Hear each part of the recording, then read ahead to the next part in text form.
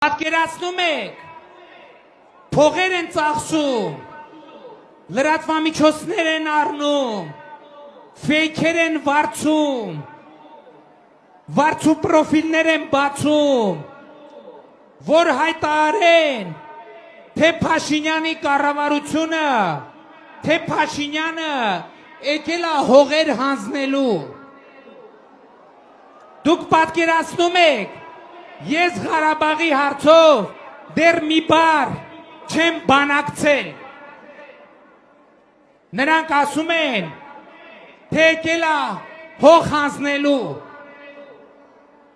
Իրանք իրանց հետ են շփոթում։ Երբ որ Հայաստանը ճանաչում է 86,600 քառակուսի կիլոմետրով Ադրբեջանը, հստակ ասեք, խնդրում եմ հասարակությանը, դա Արցախը ներառում է թե ոչ, դա դուք դրանով ճանաչել եք Արցախը Ադրբեջանի մաս։ Տեսեք, 86,600 քառակուսի կիլոմետրը ներառում է նաև Լեռնային Ղարաբաղը։